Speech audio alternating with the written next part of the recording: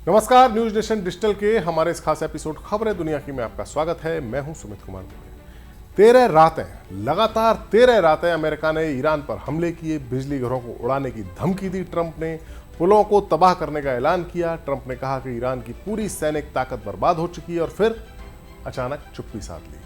शुक्रवार की रात कोई हमला नहीं हुआ, शनिवार की रात भी नहीं हुआ। रविवार को अमेरिकी रक्षा विभाग के एक सूत्र ने CNN को बताया कि ऑपरेशंस रोक दिए गए हैं। पूरी दुनिया हैरान थी कि क्यों, क्योंकि ट्रंप तो लगातार ऐलान कर रहे थे।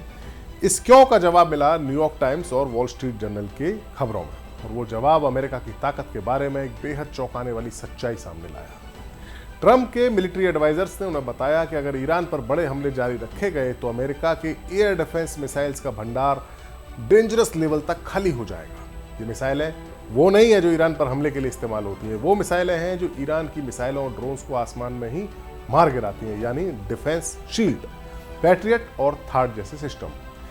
सेना प्रमुख जनरल डैन केन ने ट्रंप को चेतावनी दी कि बड़े ऑपरेशन पॉसिबल जरूर हैं, लेकिन इसके लिए अमेरिकन सेंट्रल कमांड के पास मौजूद इंटरसेप्टर मिसाइल्स खतरनाक तरीके से घट जाएंगी। यानी अमेरिका के पास ईरान पर हमला करने की ताकत तो है, लेकिन ईरान के जवाबी हमलों को रोकने की ताकत कम होती जा रही है।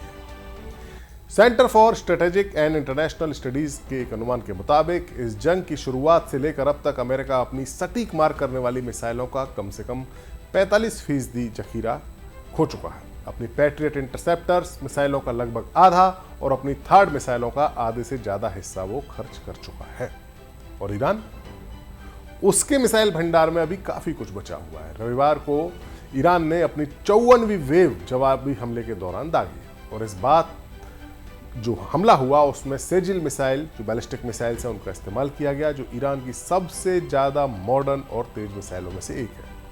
ट्रंप ने कहा था कि ईरान की 100% मिलिट्री पावर तबाह हो चुकी है, और उसी दिन ईरान ने अपनी नई मिसाइलें दाग दी। डोनाल्ड ट्रंप ने हॉर्मुज जलमार्ग को खोलने के लिए सीजफायर तोड़ा था और फिर ईरान पर बड़े जोरदार हमले शुरू किए। उन्होंने बड़े बड़े दावे किए कि ईरान को पूरी तरह बर्बाद कर दिया जाएगा, लेकिन अब स्थिति बदल गई है और हमले रुक गए हैं। हॉर्मुज जलसमुद्र मध्य दुनिया का सबसे महत्वपूर्ण तेल मार्ग है। इससे पहले यहाँ से लगभग 5वां हिस्सा यानी 20% पूरी दुनिया के तेल कारोबार का तेल यहाँ से गुजरता था।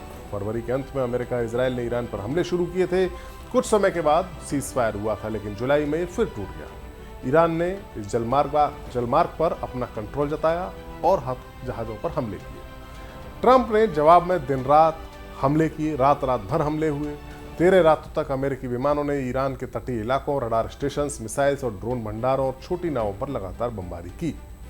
ट्रंप ने कहा कि हमला पहले से कहीं बड़ा होगा और सब तैयार है। उन्होंने चेतावनी दी थी कि अगर जरूरत पड़ी तो ईरान का नामो निशान मिटाया जाएगा। ईरान भी चुप नहीं बैठा। उसने जॉर्डन, कुवैत, बहरीन, UAE जैसे देशों में मौजूद अमेरिकी फौजी ठिकानों पर मिसाइल्स और ड्रोन्स दागे, और एक एयर डिफेंस सिस्टम को पार करती हुई ईरान की मिसाइल जॉर्डन पहुंची, जहां 3 अमेरिकी फौजी मारे भी गए। ट्रंप की सेना ने दावा किया है कि ज्यादातर हमलों को रोका गया, लेकिन नुकसान भी हुआ। अमेरिका के मिलिट्री अधिकारियों ने ट्रंप को चेतावनी दी है कि अगर बड़े पैमाने पर ऐसे ही ईरान पर हमले किए और ईरान ने जवाबी हमले किए तो जो डिफेंस सिस्टम है वो कमजोर हो जाएगा। अमेरिकी ठिकाने और इस इलाके में जो सहयोगी देश हैं, जहां पर अमेरिका के फौजी अड्डे हैं, वो ईरानी हमलों के सामने असुरक्षित हो जाएंगे।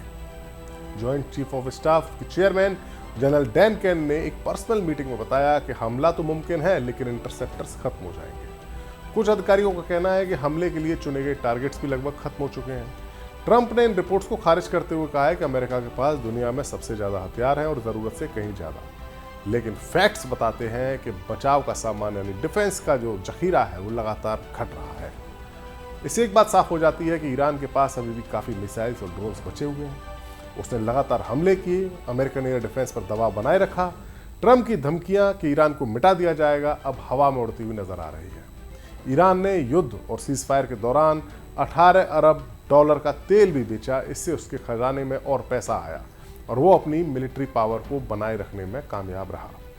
5 महीने की इस जंग में अगर हिसाब किताब देखें तो ट्रंप ने कहा था कि 4 से 5 हफ्तों में जंग खत्म हो जाएगी, लेकिन हुआ क्या? 17 अमेरिकी फौजी मर चुके हैं। पैट्रियट और थर्ड मिसाइलों का आधे से ज्यादा का भंडार खत्म हो चुका है। हॉर्मुज अभी भी बंद है, ईरान के कंट्रोल में है। ईरान ने $18 अरब का तेल बेच लिया और ट्रंप हमले रोकने पर मजबूर है।